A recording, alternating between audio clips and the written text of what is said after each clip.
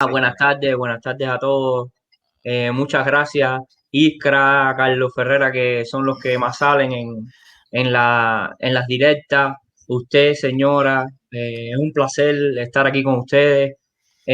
Carlos Ferrera, la semana pasada vi em, en el canal de Carlito Madrid, vi que hablaron sobre Yarini, vi buenísimo sobre la homosexualidad en el tiempo de los mambises, en la época de en la guerra de los 10 años y todo eso. Todo lo veo, estoy al tanto de Icra. Este jueves estaremos otra vez hablando de la vida nocturna de La Habana y otras cosas menos bonitas, pero interesantes también. Los autoinoculados del SIDA y todo eso. Historias que tenemos que conocer. Sí, yo creo que van a hablar después de los años 60, ¿no? Después del 60. Vamos a hablar desde el 59 hasta hoy. A ver Ah, está bien, ya. cómo fue. Ya.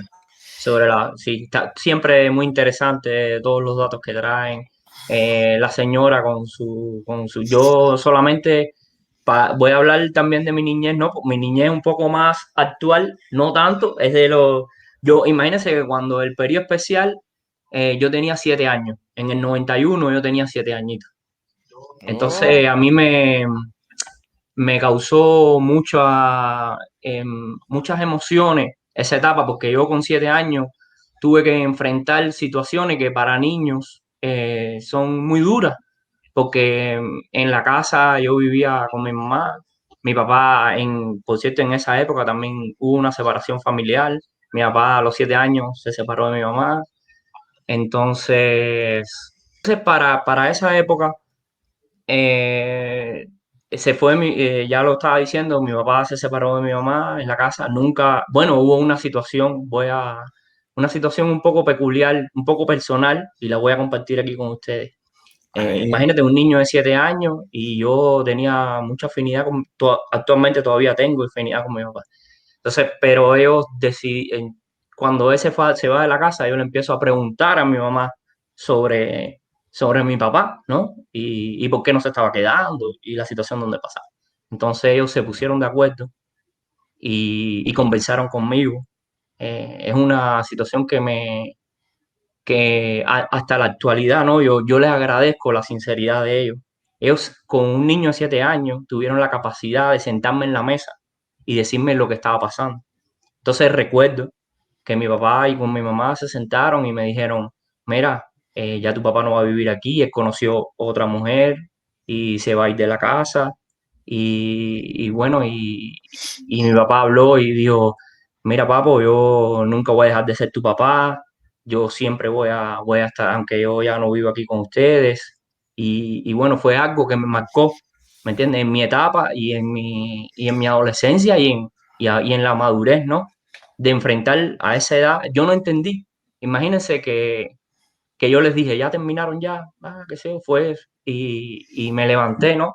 De la mesa y dejé la conversación y salí corriendo. Yo creo que esa fue la vez que más yo me alejé de la casa, ¿no? Tenía 7 añitos. No recuerdo solo haberme alejado tanto de la casa. Salí corriendo y no, yo sabía bien y después regresé.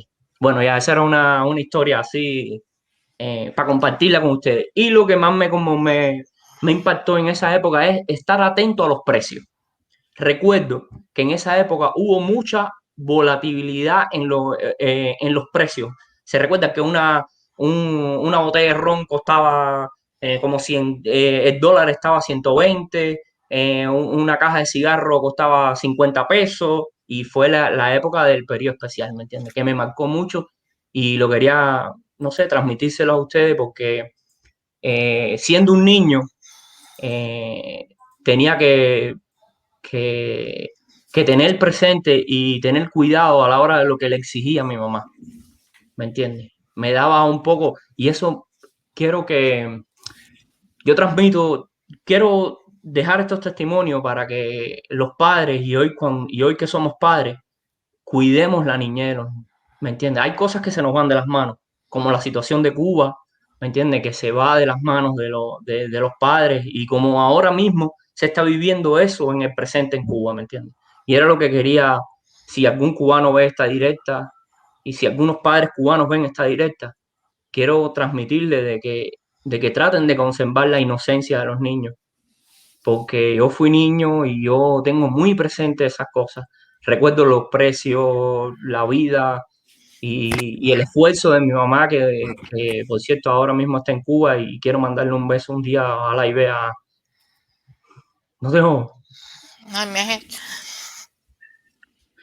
me vas a hacer llorar, chico, pero Quiero, te entiendo, cariño. quiero mandarle un beso grande, grande a mi mamá por todo el esfuerzo. Y a mi papá también, por ser mi amigo siempre. Yo soy súper bendecido, siempre lo he dicho, por los padres que tengo. Pero quiero decirle a los padres cubanos que tengan mucho cuidado, que ayuden a los niños, que conserven la niñez, que la niñez es muy Te importante agradezco. para todos. Bueno, Disculpa, no acostumbro, tú no, sabes. no, no, has mandado, mira, has mandado un mensaje muy bonito, pero muy importante. Pero me ha gustado tanto que agradezcas a tu madre por el sacrificio. Eso me ha gustado muchísimo que lo hagas, porque a veces no lo hacemos lo suficiente. A veces, y no solo a la madre o al padre, a todas las personas que nos han ayudado, a veces pedimos más de lo que damos y a veces se nos olvida, nos quejamos más de lo que agradecemos. Y es parte de lo que no se nos puede olvidar. No se nos puede olvidar eso y ha sido un mensaje muy bonito que ojalá que tu mamá vea, díselo siempre que puedas. Y que yo creo que es importante que lo digas porque mira, tú has dicho algo que me has puesto a pensar. Una de las cosas que yo he visto aquí y que siempre hablamos, cuando llegan niños de Cuba, niños pequeños, eh, y uno lo compara con los niños que han nacido aquí, siempre te das cuenta que los niños nacidos aquí, como que por no haber tenido que vivir esas necesidades, las carencias, los padres estar a lo mejor más tranquilos a la hora de proveer, pues los niños aquí como que la infancia les dura más. También tienen acceso a los juguetes, a libros, etcétera, etcétera. Los niños en Cuba cuando llegan, tú comparas un niño de 10 años que viene de Cuba, un niño nacido aquí, y ustedes lo habrán visto todos.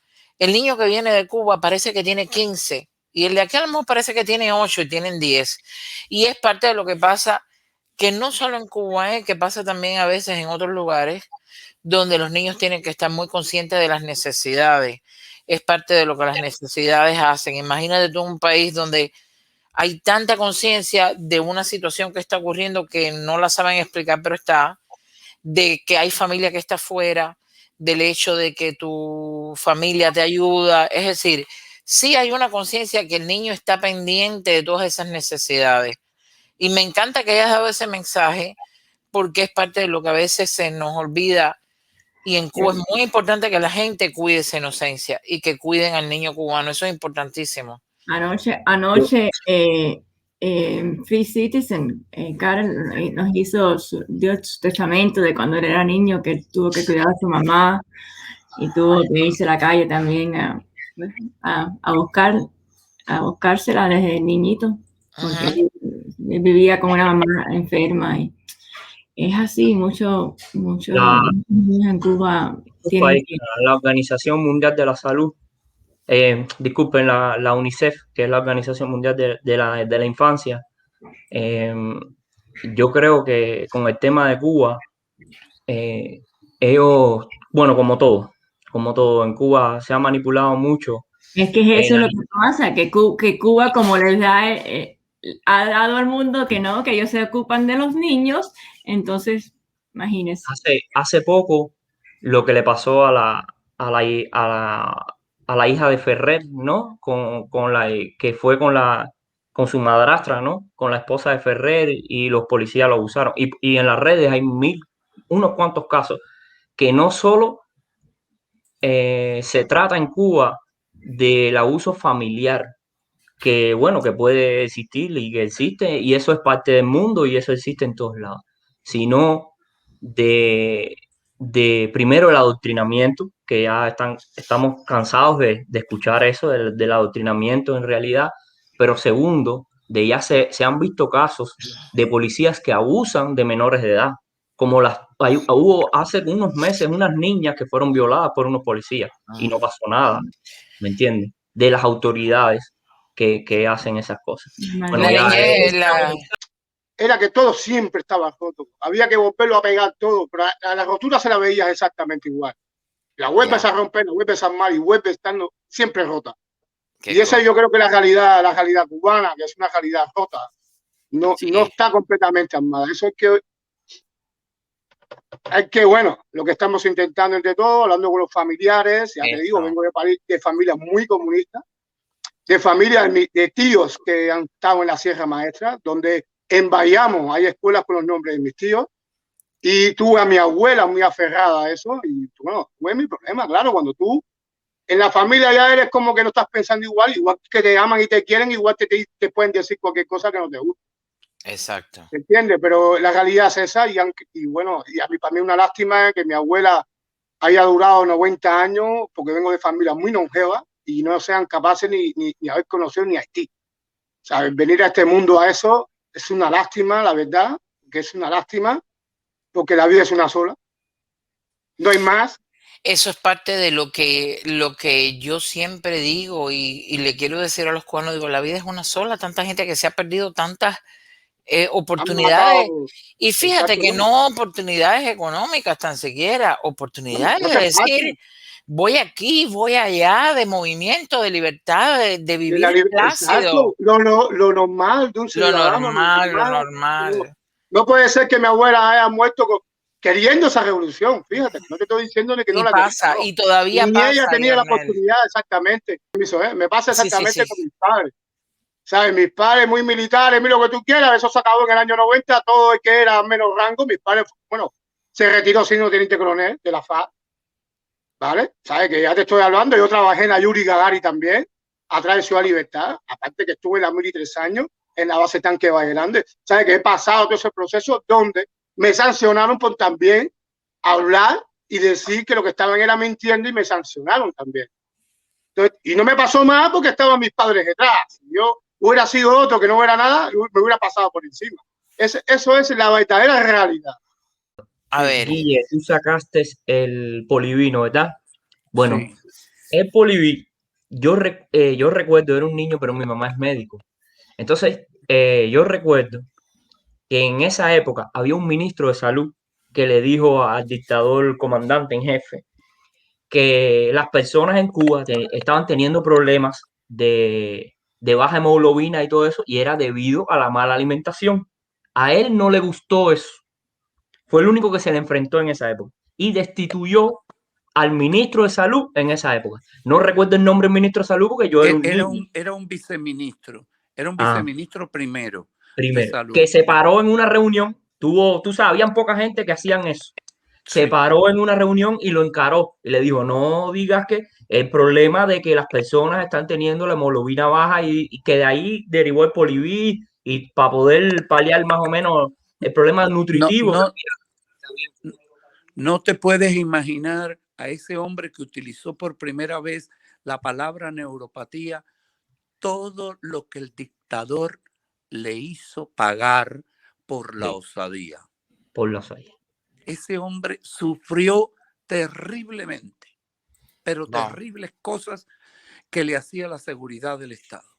Recuerdo muy bien la historia porque mi mamá es epidemióloga O y sea mi que la mamá, historia no termina en el enfrentamiento, sí, sino termina en las consecuencias. sí, como a muchos que destituyó.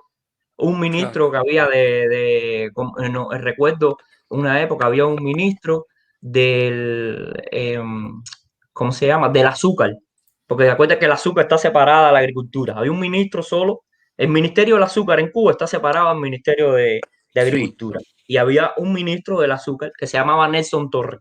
Ese ministro lo hicieron talco, porque ese también se paró y no estuvo de acuerdo con todo de todo el azúcar y todo, y el hombre se paró, no sé qué, pero más talco lo hicieron porque en un pleno de eso nacional habló, se encontró contra el hermano de Fidel, el mayor Ramón, Sí, que tenía que ver algo con la agricultura y todo eso. Entonces tenían sí. idea y el hombre le dijo que no, que era otro, que ellos estaban actuando mal, y a ese también lo defenestraron y Sí, perdido también. es el momento de la zafra de los 10 millones, cuando este ministro se enfrenta también a Fidel y le dice que será imposible producir esa cantidad de azúcar. Casualmente, la jefa de despacho de este ministro, que luego también Correcto, hicieron Terry, de apellido talco, Terry. es una de mis más grandes amigas. No voy a decir el nombre, pero fíjate qué coincidente que hables de esto y me venga también a la memoria el momento en el que Lolo está trabajando en el Ministerio de Relaciones de Comercio Exterior. A veces digo disparates, No pero es ese. menos mal que Lolo me rectifica. En el Ministerio de Comercio Exterior, donde aprendimos tanto de la barbarie, pero a Lolo lo quieren expulsar de allí, le hacen la vida imposible, primero por ser negro y segundo por ser homosexual y no ser una persona de confianza de ellos. Entonces, fíjate, la relación entre esta señora que es la jefa de despacho de ese ministro tan valiente al que ella admiraba mucho y que yo le cuento lo que está sucediendo con Lolo, que le están haciendo la vida imposible allí en el ministerio y que no sabíamos dónde lo podríamos colocar en otro lugar. Y entonces, pues, ella no me cree. Me dice, no, no es posible. En los ministerios, allí eso se cuida mucho. Entonces, decide hablar con la jefa de despacho, que era su amiga, la jefa de despacho de Malmierca. Entonces, la jefa de despacho de Malmierca es quien le cuenta a ella, sí, hija, dile a ese pobre muchacho que se vaya de allí, que le van a hacer la vida imposible. Porque en ese momento estaba llegando Obama y se había constituido el, el, el Departamento de Norteamérica y había tomado una fuerza tremenda y todos creídos en que todo iba a cambiar con Obama y realmente nosotros sabíamos por dentro lo que estaba pasando, que no iban a darle ninguna importancia a Obama ni a ninguna de las cosas que trajera para fomentar el cambio. Por Pero eso es tan importante, todavía hay personas, que ahora entendamos que Biden no puede negociar con ellos, porque va a pero, ser no más que alimentar aquella dictadura y hacer más sufrido y más largo el tiempo de miseria de nuestro pueblo. pero Guille, desgraciadamente, señora, disculpe que interrumpa tanto, desgraciadamente se ve en la actualidad, todavía hay personas que sueñan con eso. No estoy hablando de personas que tienen intereses, estoy hablando ingenuamente. Estoy seguro que hay personas, desgraciadamente, que sueñan con eso, que sueñan de que esa va a ser una vía para un cambio en Cuba. Y me duele Mira, decir, ojalá, yo quisiera que fuera real, pero me yo, duele, yo, no yo viene. voy a decir una cosita. Cuando siempre lo he dicho, durante el periodo de Obama, con Obama pasaron varias cosas, ¿no? Lo primero es que era algo que estaba ocurriendo, y bueno, nos estamos yendo del tema directo, pero ya estamos casi terminando. Siempre digo que sabemos cómo empezamos, pero no sabemos cómo terminamos. Disculpe, Cuando se va a dar, cuando el tema de la directa va a cambiar porque vamos a pelear, entonces no, el tema de la directa, pero cuando salen cosas muy interesantes, como están hablando ustedes ahora, yo creo que es importante que aprovechemos. Que de hecho vamos a ver si hacemos algún programa precisamente sobre el doctor Terry, que yo ya todo este proceso del periodo especial lo viví desde fuera porque ya yo estaba aquí. Entonces hay eventos que ustedes van a conocer muy puntuales que yo los vi en la noticia o por gente que me contó, pero ya yo no fui un testigo presencial de lo que estaba pasando en Cuba durante el periodo especial, a pesar de que me lo sé porque me lo contaron. Pero lo que, aprovechando que se toca este tema, y no me gusta dejar temas abiertos así que se den a confusión o a no cerrarlo bien, siempre es buen tiempo para aprender o para hablar de algo. Yo recuerdo que cuando Obama habló de las cosas que iban a ocurrir, yo estaba en Las Vegas con mi esposo. Estábamos de vacaciones en Las Vegas. Hasta luego, Yormel, hasta luego, querido. Vuelve por aquí cada vez que quieras. Un besito, cariño. Hasta luego. Yo estaba en Las Vegas de vacaciones con mi esposo y yo me acuerdo que yo me emocioné muchísimo, se los tengo que decir, porque miren, hay algo que puse ayer en el canal, que de hecho lo voy a leer, porque es posible que no lo hayan leído, y lo voy a leer tal y como lo sentí ayer. Lo sentí así, como lo sentí, lo puse. Creo que lo puse, me parece a mí. Y puse algo así que decía, que mucho esperado no es que se desaliente, es que se ha dado cuenta que el tiempo es ilimitado y la discordia también. Mientras tanto, fumando espera. El problema de gritar, disentir todo el tiempo, criticar, juzgar y pelear, no es los decibeles que son más altos, ni las malas caras, ni la mala vibra. El problema es que a veces parecería que gritamos porque no podemos hablar, porque no podemos pensar en lo triste que ha sido la historia de haber perdido un país, o aún peor, lo terrible que es la realidad de que estamos muy lejos quizás de recuperar ese país de la manera en que cada uno de nosotros lo está soñando. Porque recobrar la libertad es algo que yo sí creo que vamos a tener. Que mucha gente ha dicho, quiero verla, y se han ido sin verla. La libertad la vamos a recuperar. Los derechos también. El tema es que la Cuba dentro de la mente de cada cual, como algunos la han idealizado, como otros las han soñado, como otros la han incluso racionalizado desde la experiencia que se ha vivido en una sociedad democrática, desarrollada, como es esta en la que vivimos casi todos nosotros. Entonces, una cosa es la realidad que vamos a tener, lo que podremos tener después de 62 años donde se ha roto la sociedad, donde ha cambiado ha cambiado el país, ha cambiado, las generaciones son completamente diferentes, y como donde cada uno de nosotros nos hemos quedado congelados en un tiempo, en ese tiempo que fue vital, que fue productivo o que fue simplemente el que nos tocó.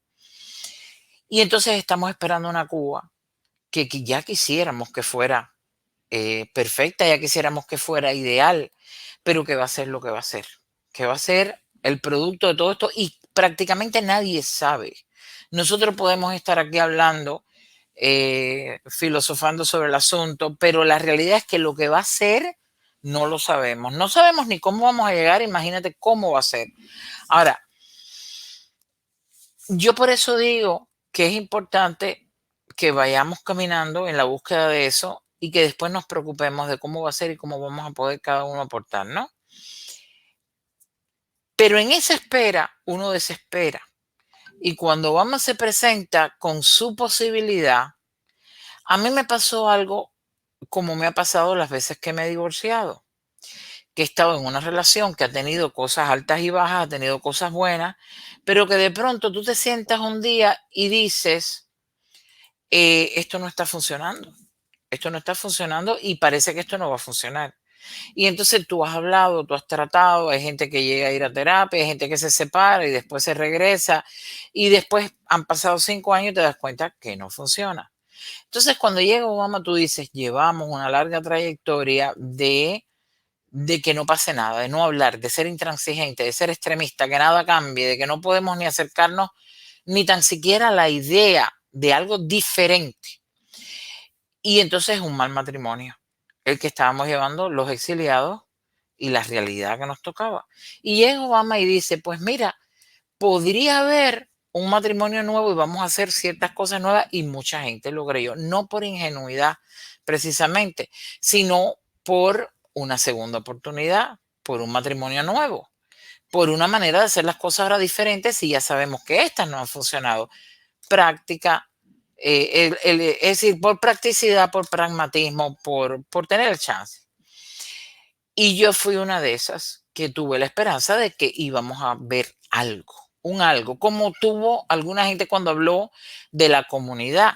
Esa misma historia que pasó cuando Obama, que unos decían no y otros decían sí, pasó cuando la comunidad en los años 70, hasta que se dio la comunidad, porque mucha gente decía, cuando vengan los cubanos que viven fuera y nos traigan un nuevo mundo y rompan esta burbuja, esta válvula, y los cubanos que viven dentro ya tengan una visión de cómo se vive en un mundo normal, pues aquí las cosas van a cambiar. Eso es lo que se esperaba en los años 78 y 79. No ocurrió. Luego llegó el Mariel y fue una válvula de escape. Bueno, pues ahora, cuando vengan los del Mariel, y así sucesivamente. Y cuando vino Obama, la gente quiere ver cosas diferentes que se hagan. Y había gente que estaba esperando eso y no ocurrió. Entonces ahora es cuando tú te sientas y dices, bueno, ¿cuál es el camino? Nadie puede decirlo a ciencia cierta. Nadie. Lo que sí tenemos casi claro es los caminos que ya se han recorrido y que no han funcionado. Y el de Obama está ahí. Yo reconozco, y se lo dije a muchos amigos que desde el principio no tuvieron esa fe. Yo soy una persona positiva, yo soy una persona que me muevo con el tiempo, y yo fui de las personas que dije, no ha funcionado, hay que tratar, que venga algo nuevo, que venga cualquier cosa, pero que lo haga diferente, a ver qué tal. Pero además para darnos cuenta de si funciona o no. Y tengo que decir que regresé y dije, pues mira, tampoco funcionó. Se han tratado algunas venias y no han funcionado, algunos venios, caminos. Entonces, el embargo no es un capricho, y yo lo he dicho en algunos videos, no se trata de que uno quiera matar a la familia de hambre, no se trata de que es un capricho. Creo que lo que pasa es que hoy yo por lo menos estoy consciente de que si bien me gustaría lograr cosas nuevas, hacer cosas nuevas, levantar el embargo sería regalar el único instrumento que nos va quedando para conseguir algo. Es decir, en materia de diplomacia, de negociación, tú si no tienes nada en la mano no puedes pedir nada. Porque es así. Yo no puedo pedirte a ti que tú me des los espejuelos que tienes. A lo mejor tú te los quitas y me los regalas. Es un ejemplo que no, quizás es muy simple, pero te vas a quedar sin ver. Entonces tú tendrías que decirme, bueno, pero dame los tuyos, o dame unos lentes, o dame, qué sé yo, un intercambio. Entonces el embargo es ese instrumento que es lo poco que nos va quedando para decirle al gobierno de Cuba, a la dictadura de Cuba, mira, tú quieres que levantemos el embargo, yo no tengo ningún problema con que mi voto sirva para levantar el embargo, porque nosotros sí podemos hacerlo. Nosotros votamos en los Estados Unidos y marcamos el lobby de nuestra comunidad en Washington. Entonces decimos, sí, ok, levantamos el embargo, pero no más presos políticos, no me puedes recoger y cargar en peso nada más de blanco, no puedes ir contra San Isidro, no hay necesidad que Ferrer esté en una huelga porque tú no quieras dejar que pase gente a alimentarse porque no tiene comida, no puedes castigar a nadie que salga de Cuba y se quede que no puede regresar a su país, etcétera. No puedes juzgar a nadie porque opine diferente, tienen que haber diferentes partidos, todo eso está sobre la mesa. Significa, igual se acabó la dictadura, entonces levantamos el embargo para esa Cuba. Pero espera que queremos. Pero como eso no viene, se llama dando y dando. Entonces, no es una cuestión de capricho ni que queremos matar a los cubanos, porque además los cubanos, la situación que tienen no es basada en el embargo y ya nosotros lo sabemos. Pero si algunas cosas sí ponen la situación y la economía cubana afecta el embargo, que yo no quiero entrar en careo con nadie de que haya cosas que de verdad afecten, ¿estamos de acuerdo? El asunto es que cuando me contesten dónde está el dinero de los cruceros que durante Obama llegaron a Cuba, que fueron millones, porque yo no los veo en el pueblo. Cuando me expliquen dónde está, entonces vamos a hablar de darle esos préstamos y darle más dinero. Pero como no lo pueden explicar, ¿dónde está el dinero? ¿Dónde está? ¿Dónde están los 2 millones de dólares del barco que durante la pandemia entró a Cuba, que en ninguna isla quería recibirlo? Entonces, cuando ellos nos expliquen eso, nosotros hablamos del embargo sin ningún problema. Mire, madrina, mi modesta opinión, bueno, perdí la virginidad igual que Susana, ¿no? Susana, ¿era cómo se llamaba? Susana. En la- Es mi primera directa y perdí la virginidad también aquí con ustedes, así que tienen el placer. Es la honra. Mire, concuerdo totalmente con usted, pero hay veces los cubanos nobles y del canal de las emociones, específicamente, pecamos de inocencia. Inocencia, desgraciadamente, eh, nosotros juzgamos por lo que somos muchas veces. Y yo me atrevo a decir que ante las dos personas que estoy presente, son personas muy nobles, porque yo los llevo siguiendo mucho tiempo, aunque no haya aparecido en cámara. A Guille en sus intervenciones con Eliezer Ávila y a usted, además está decir, por toda la labor que ha hecho de tratar de incluir hasta a los niños en su directa. Usted hace una labor muy especial, no estoy hablando solo de la labor hacia la democracia en Cuba o hacia la liberación de nuestro país, sino una labor social de unión, de las almas, porque yo creo en la unión de las almas. Y yo estoy seguro que todas las almas que nos están viendo están juntas en esta directa, como usted siempre lo ha hecho. Ahora, eso no quita la realidad que nosotros tenemos en Cuba. Nosotros en Cuba tenemos una realidad que parece que desgraciadamente dentro de Cuba y todavía algunas personas fuera de Cuba no se dan cuenta, disculpe, que estamos tratando con criminales, ¿me entiendes? Que ellos las reglas no las cumplen, que las reglas que existen ellos no las cumplen, ¿me entiendes? Entonces, eso cambia las reglas de juego también. Por eso es que hay veces que hay personas que toman métodos y estrategias que personalmente yo no lo haría, yo no estoy de acuerdo, como por ejemplo, como usted decía, de tratar de influenciar a una persona, que una persona tome una decisión o tome una declaración en público cuando no está dispuesta, ¿me entiende? Cuando todavía no está preparada o, o porque sea una doble moral. Yo no estoy de acuerdo con eso. Nunca voy a estar de acuerdo con eso porque lo principal es que uno sea honesto con uno mismo. Entonces, a mi entender, y para que hable Guille, que tiene mucha más experiencia que yo, para mi entender, yo creo que tenemos que estar claros de que aunque no nos guste, y hay personas que utilizan otro tipo de chantajes emocionales o no emocionales, han traído resultados, ¿me entiendes? Han acortado el tiempo y a mí me parece eso. Yo no estoy de acuerdo. Es doloroso de tener que decir esto en cámara. Es vergonzoso tener que decir esto delante de tantos cubanos, pero es la realidad. Es lo que se ve. Y no estoy de acuerdo. Eh, Hay dos cosas fundamentales. Quiero separarlas. Una, saber que son unos criminales, ¿me entiendes? Y que no podemos tratarlos como un gobierno normal, porque no son un gobierno normal. No es un gobierno democrático, no es ni un gobierno, es una mafia, ¿me entiendes? Y hay que Pero tratarlo. eso, pero mira, Corleone, te voy a explicar qué es lo que pasa. Eso Eso yo es, creo que lo sabemos casi todos. ajá. Pero no, hay personas, desgraciadamente, dentro de Cuba que Claro. piensan que están tratando con un gobierno, ¿me entiendes? Que porque, por Pero, ejemplo, que porque ellos utilizan algunas leyes, algunas cosas. No, es el gobierno el que las dicta, hay que hacerle caso, tú sabes, la pero mira, confusión. claro, pero mira, la confusión la tenemos hace 62 años. Lo que pasa es, yo he ido de ver y de conocer ¿Tú sabes quién es Nazario Sargent? ¿Tú sabes quién era? Me bloqueé yo mismo, disculpe. ¿Tú Sí, sabes yo quién vi era? una directa que usted Ok. tiene en el canal. Nazario Sargent, la brigada, un grupo de hombres que hicieron varias infiltraciones a Cuba, que entraban, que salían, que dejaron. De hecho, tenemos un pariente en la familia que fue una incursión a Cuba y nunca más se supo de él. No es que si lo mataron preso, no se sabe, nunca más. Sus hijos se quedaron fue aquí, y son familiares cercanos y nunca más supieron de él.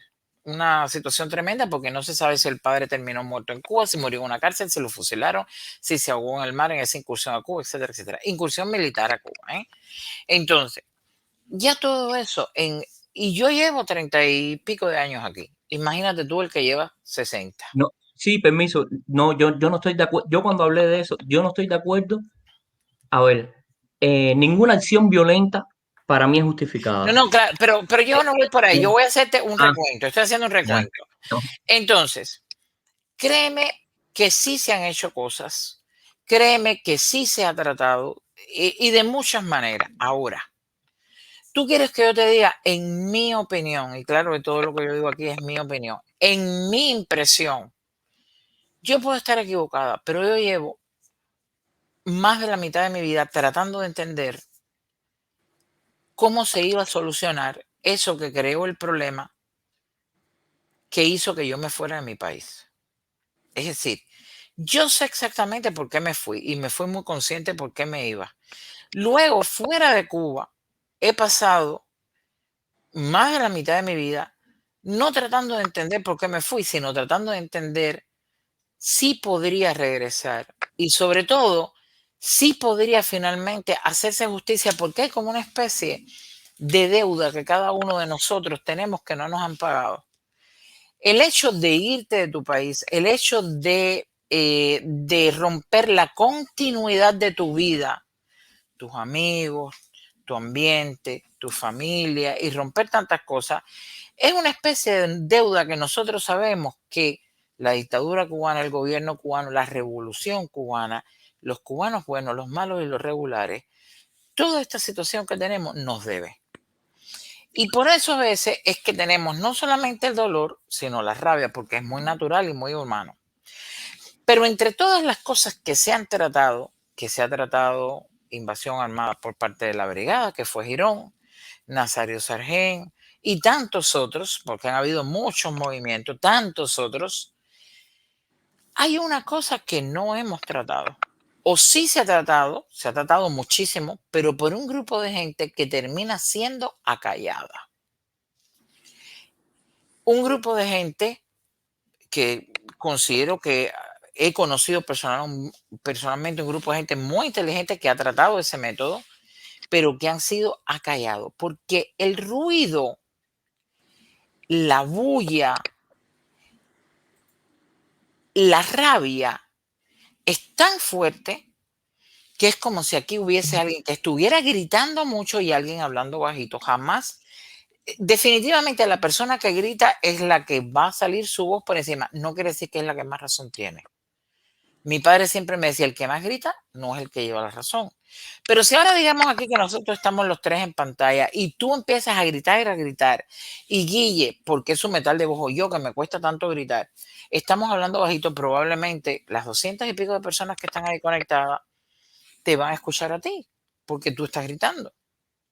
No es que tu grito sea más poderoso o tenga mayor carga de realidad que el de Guille mío, sino estás gritando. Entonces, ¿qué nos ha pasado a nosotros? Que esa gente ha sido acallada por una multitud que se ha quedado en las emociones, que no ha podido procesar de las emociones al pensamiento a través de la experiencia vivida, a través de haber visto que si esto no funciona, si lo otro no funciona, pues tenemos que seguir. Entonces, estamos todos a veces dando gritos de un lado a otro, que solamente es nuestra terapia, es nuestra gritería. Por eso a mí estos domingos me encantan, porque esta es una terapia que yo considero, puedo estar equivocada, que es asertiva, sin que gritemos. Al final, no solamente estamos haciendo una limpia de la casa emocional de cada uno, estamos aprendiendo cosas, estamos procesándolas y estamos aprendiendo lo más importante. a hablar desde nuestro dolor y de nuestras vivencias, que aunque sean diferentes, tienen una misma razón, para el curso civilizado de la solución de ese algo. Estas conversaciones de objetos, de recuerdos, no es tan ingenua. Es parte de una necesidad emocional que es lo que nos ha traicionado a los cubanos, para ver si llegamos por la conversación de lo que nos une, a pesar de las diferencias, allí. Pero ¿qué pasa? Que todo esto que hemos hecho, lo único que no hemos tratado bien es el pacto social, la unidad, la solidaridad, el entendimiento, el nombre que le quieran dar. No quiero darle yo el nombre. Yo puedo darle un nombre. Ahorita me lo das. Pero sobre todas las cosas, donde está el tema es que no hemos logrado la conversación asertiva. Y el extremismo no nos ha ayudado.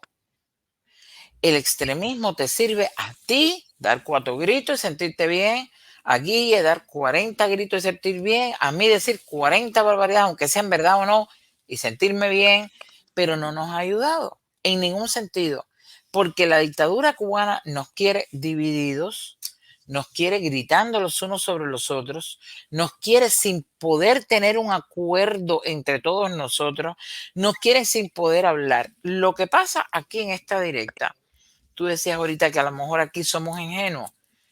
Yo quisiera ser ingenua, cariño, porque la ingenuidad nos acerca a la infancia, a la juventud, a la bondad. Lamentablemente, con los años y las cosas que me han tocado, también he perdido la ingenuidad. No creas que es por ingenuidad que a veces nosotros aquí hablamos de temas. No es ingenuidad, es precisamente maduración.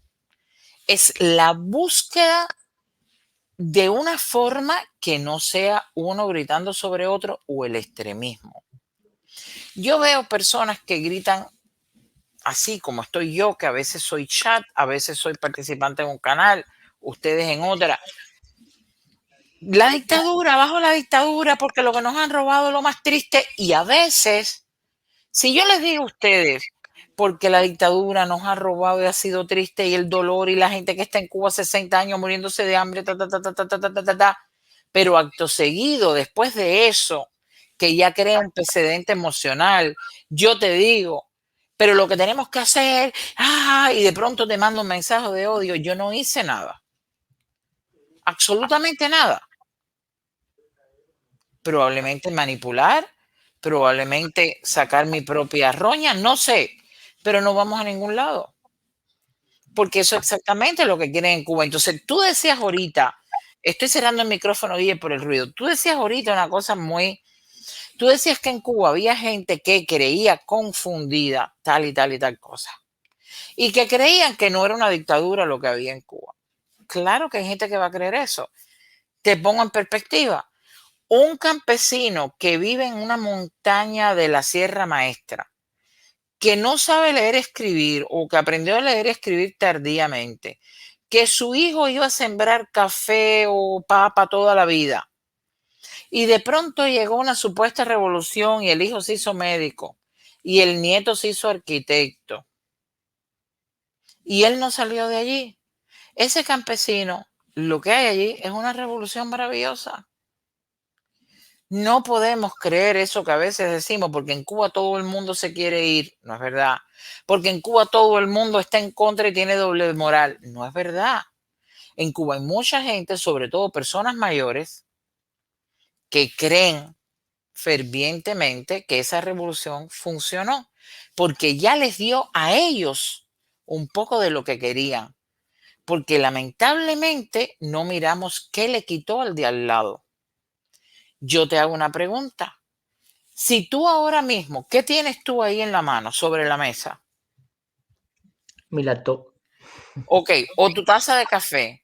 Si tú vieras la taza de café boca abajo, yo estoy 90% segura que va a decir Made in China, Made in China, hecha en China. Pero tú la compraste porque es barata. Sin embargo, tú no pensaste al comprar esa taza que hoy mismo en China hay presos políticos hay disidentes, hay abusos de poder, que es un país comunista. Yo sí sé, sí. Exacto, pero no dejas de comprarlo. Exacto. ¿Por qué? Porque no te afecta directamente. Entonces, si en Cuba hay 30 personas que están en ese campito, que simple y llanamente le dieron una casita de microbrigada, aunque sea malísima, el hijo se hizo médico, el nieto se hizo arquitecto, la sobrina o la nieta y fue una misión y le dieron una medalla, esa persona considerará que en Cuba hay una revolución maravillosa. ¿Y la va a defender? Sí, hay gente así. Y hay gente de doble moral. Y hay gente que no quiere dar el brazo a torcer.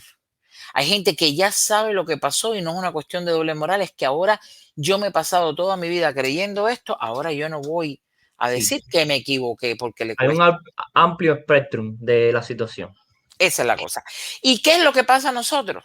Que desde nuestra visión, que a veces se convierte como exilio, como diáspora, en sentido general allá afuera, cuando sientes el ruido es mayoritariamente extremista, cuando llega a El Cuba, mensaje el mensaje llega desde ahí.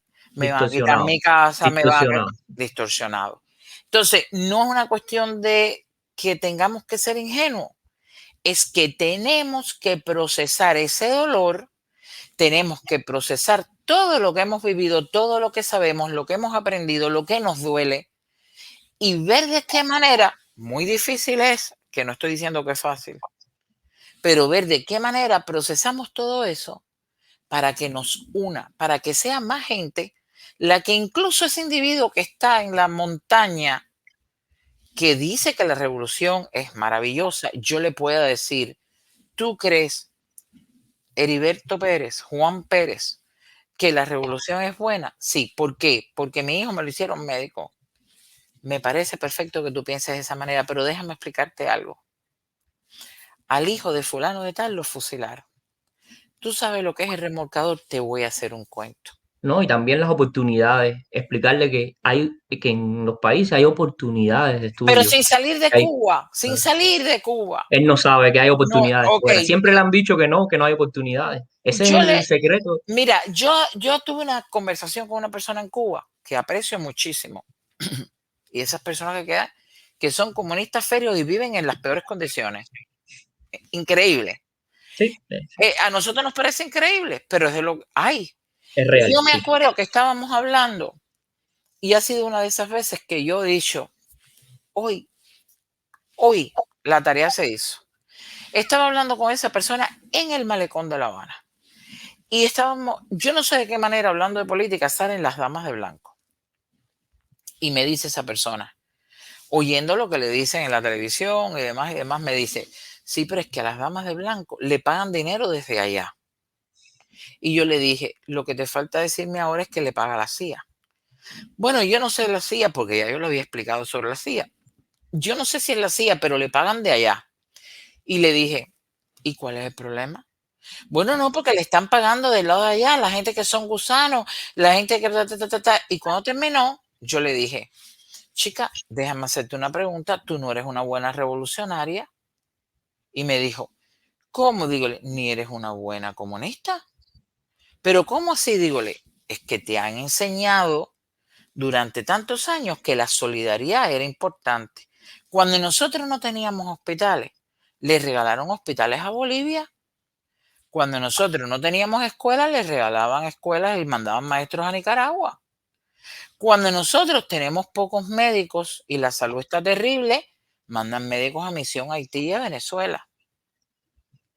La solidaridad, cuando nosotros no entendíamos de qué iba la guerra de Angola, mandaron muchachos a Angola que se murieron. Entonces, tú no has aprendido nada de la revolución y del comunismo porque te han hablado durante todos estos años de solidaridad.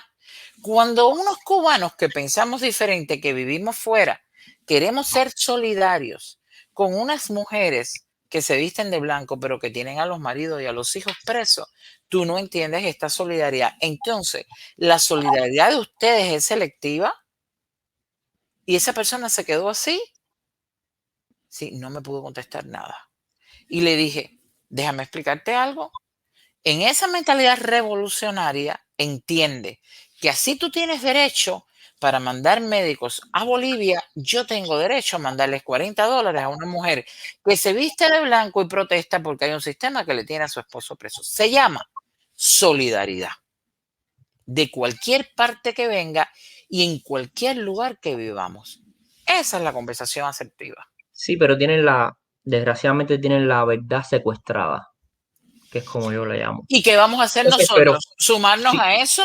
no, ¿Con la tenemos, gritería, con la estridencia, con el no, extremismo? al contrario, yo soy optimista totalmente. El cambio que he visto en 2 años, debido a la llegada del internet, debido a todos los youtubers, debido a todas las personas, debido a que dentro del mismo Cuba las personas están tratando de denunciar, ay, disculpe, están tratando de denunciar la situación con, con respecto a la llegada del internet, yo me siento optimista.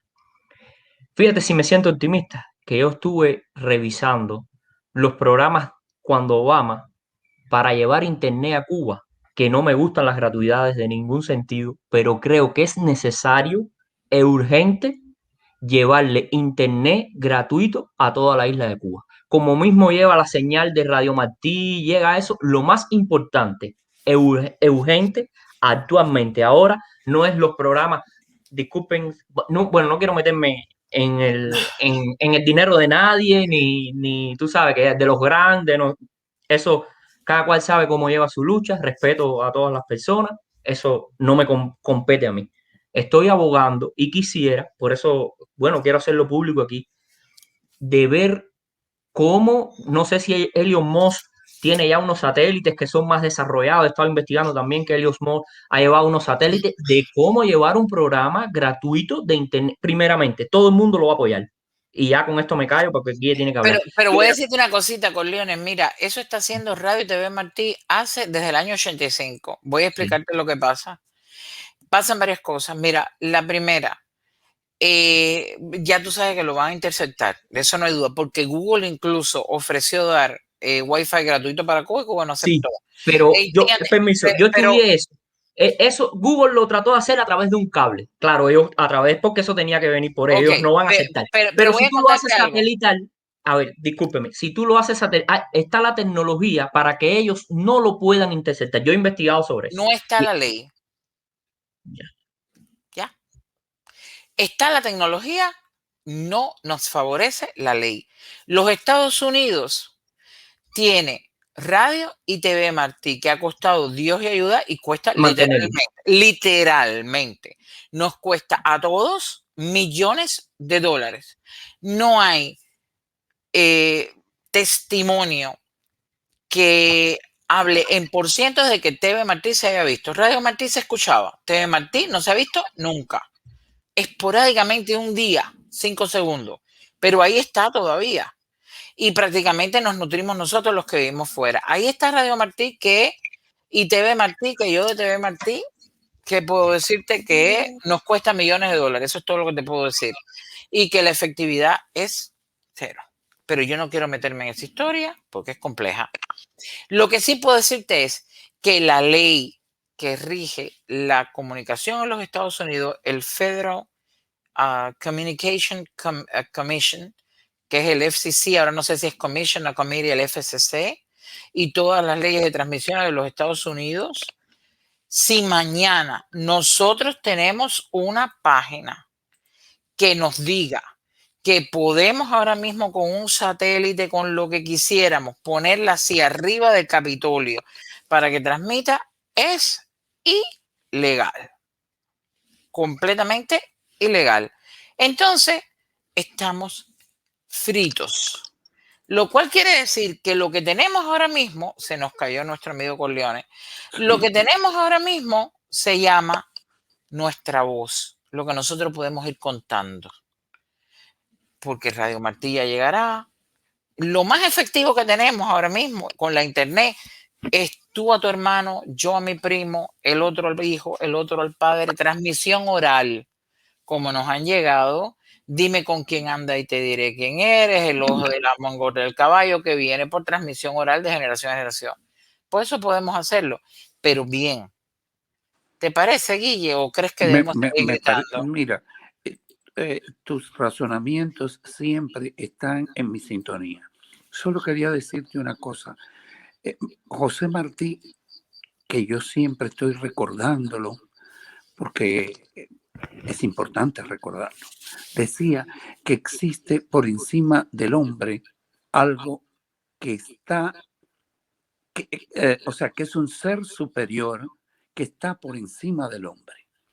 Llámese Dios, llámese energía, llámese cómo se llame, está ahí.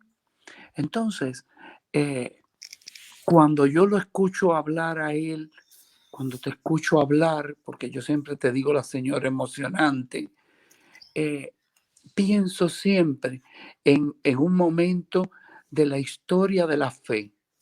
Y es el momento en el que San Francisco de Asís va a ver al Papa, porque el Papa lo manda a buscar. El Papa lo manda a buscar porque todos los clérigos del momento que vivían en el Vaticano sabían o le habían pedido al Papa que lo matara, que nunca saliera del Vaticano. Y contrariamente a lo que pensaba todas las personas, el Papa, cuando tuvo a San Francisco delante, le vino una palabra, una sencilla palabra: perdón. Y se arrodilló ante San Francisco y le besó los pies. Y no solo le besó los pies, sino que le lavó los pies. Y todos quedaron atónitos, porque le dio además dinero para que después San Francisco tuviera esa pléyora de grandes religiosos, amantes del perdón, que hoy la historia de la iglesia tiene como paradigma de la grandeza de la fe. Entonces, les hago esta historia no por gusto. Cuando Obama, ya nosotros sabíamos que todo era mentira. Cuando llegó Trump, yo vi las esperanzas. Cuando llegó Biden, volví a ver a Obama y volví a sentir la misma sensación de antes. Y esto parecería contrario, parecería esto que no lo estoy abordando bien, pero lo único que nos va a salvar de todas las contradicciones es el perdón. Si no perdonamos, no tendremos Cuba. A través del perdón lo sacaremos. Señor emocionante, ¿puede un pueblo como el polaco haber sufrido más que Cuba, que fue invadido por los nazis, que los arrasaron, y luego invadido por los rusos, que los esquilmaron y los mantuvieron en un puño, y aquel pueblo sufrido esperó su momento? Y el momento fue el perdón. Venga usted, asesino, cuéntenos a cuántos ha matado. Cuéntenos cuántas cosas malas usted ha hecho. Cuéntenoslos todo. Los asesinos contaron su historia. Si usted no lo cuenta todo y le averiguamos después que usted dejó de decir algo, entonces sí le enjuiciaremos.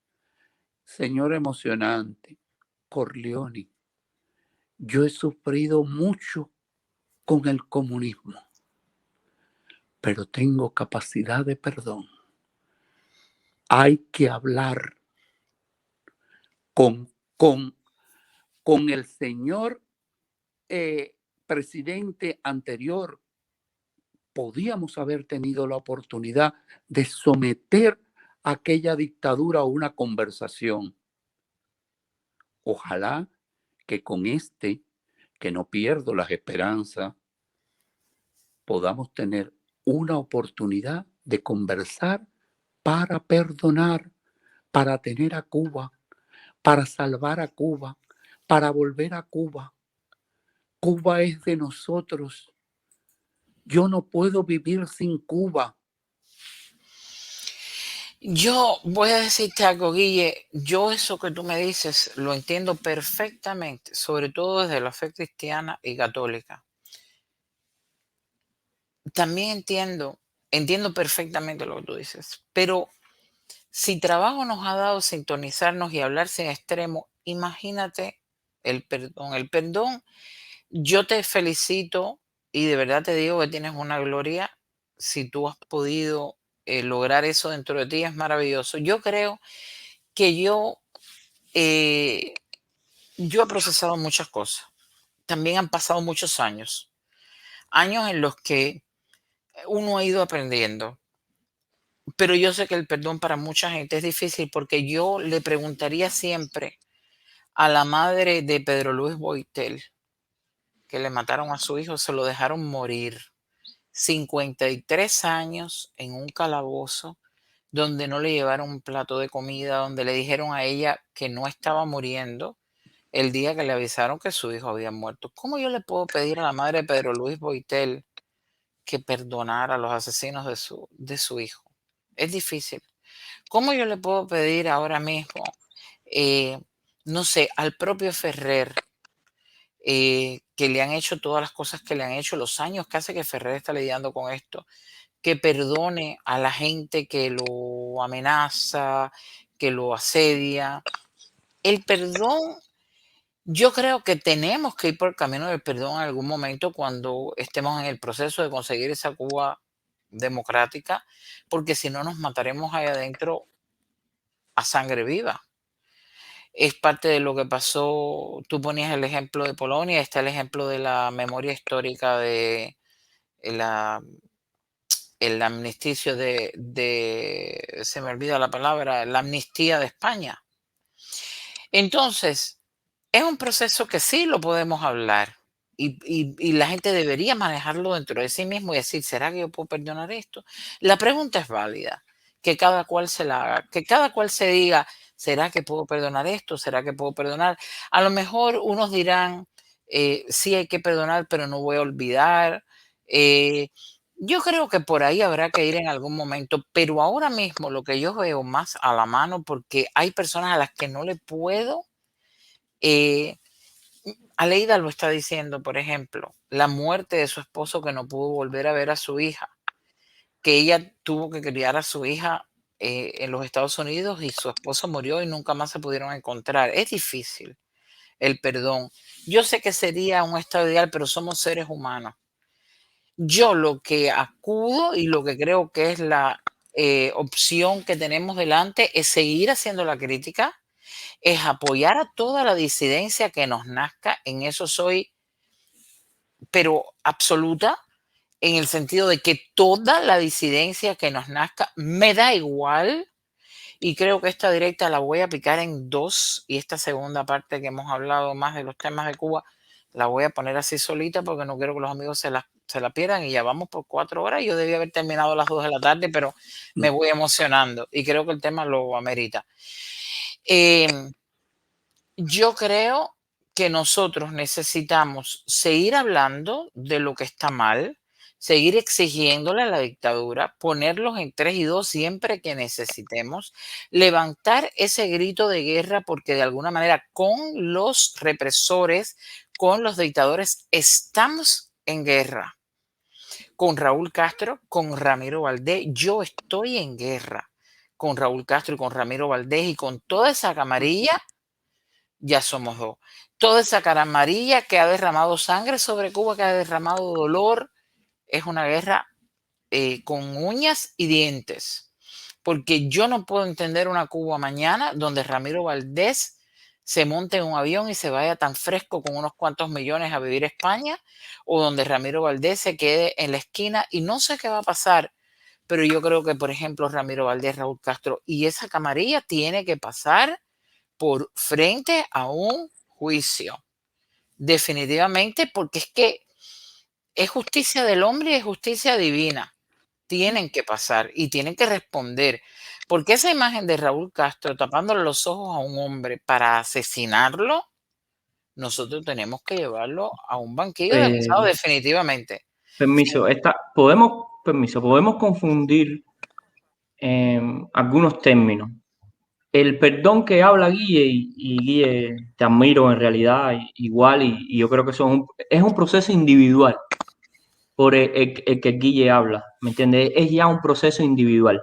Ahora, Me parece maravilloso. sí, es necesario individualmente para el crecimiento humano, ¿me entiendes? Para el crecimiento del individuo es necesario el perdón en la vida, porque tú dejas una cosa atrás, entonces te enfrentas a lo nuevo con cosas nuevas, porque si tú arrastras siempre el pasado, entonces siempre no te deja vivir el presente.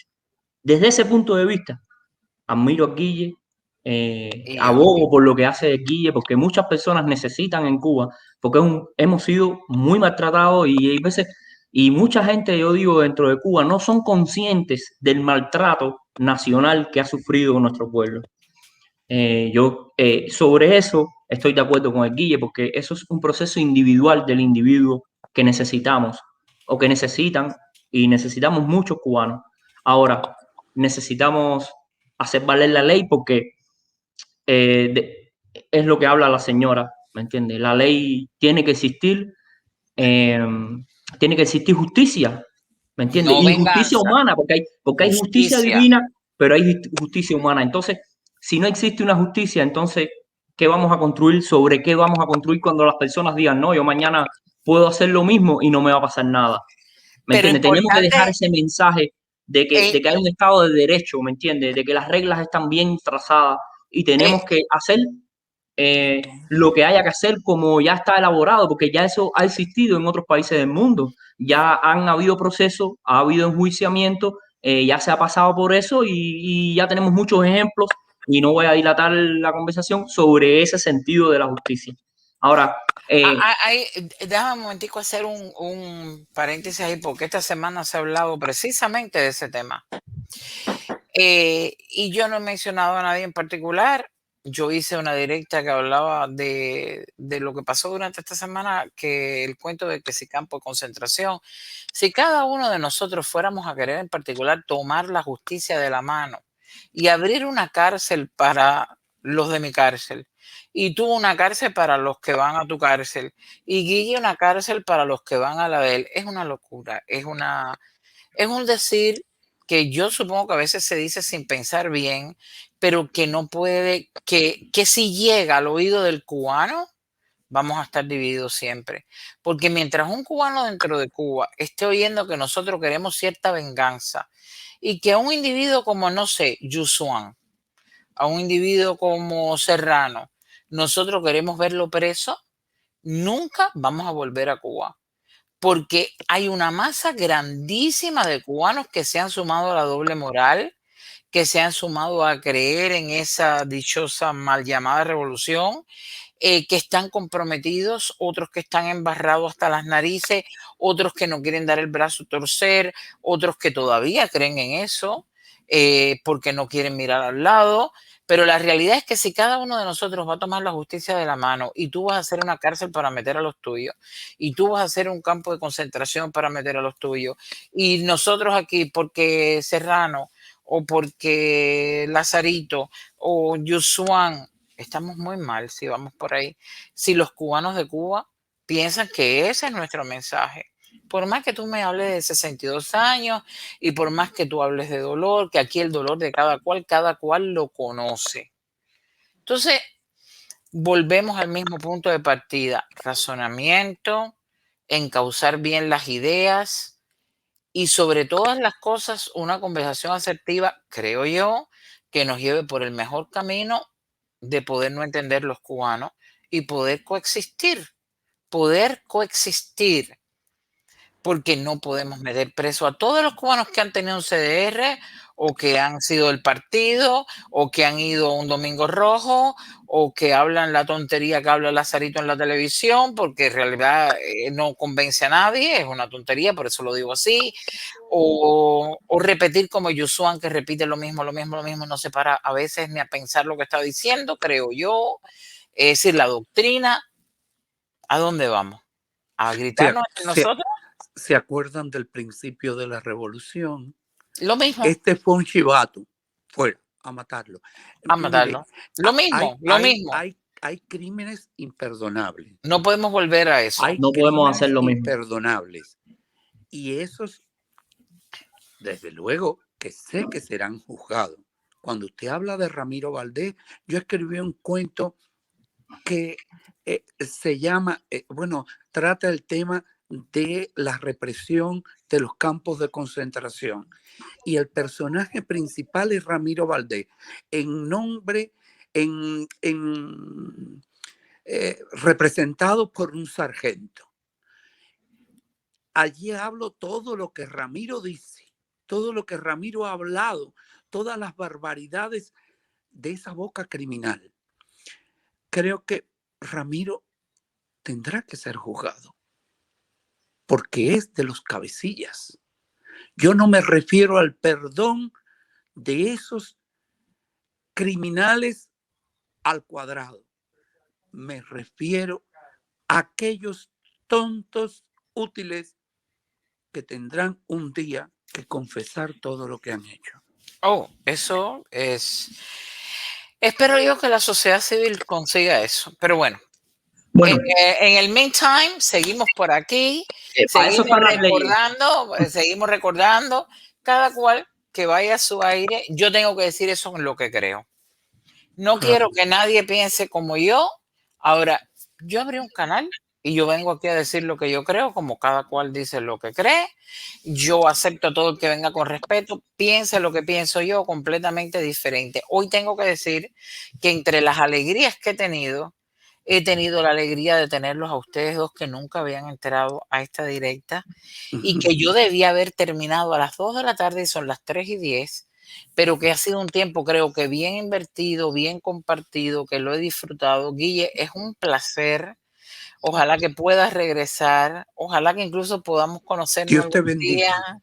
Dios te bendiga a ti también. Igualmente, para ti, Corleone, que nos has dado un mensaje hoy increíble, que me sacaste las lágrimas, pero que creo que fue un mensaje un joven muy talentoso. Por favor, les pido a los dos que regresen, que este es de los encuentros, de las conversaciones que a mí me gustan tener y que yo tengo la fe de que un día van a tener trillizos, que va a haber partos por doquier. Así que un beso para los dos y los espero próximamente. Hasta luego. Que Dios los bendiga a los dos. Igualmente, Guille, para ti también muchas bendiciones y felicidades por eso que has logrado. Hasta luego. Gracias por todo. Chao. Gracias por estar, como siempre les digo. Un beso, los quiero.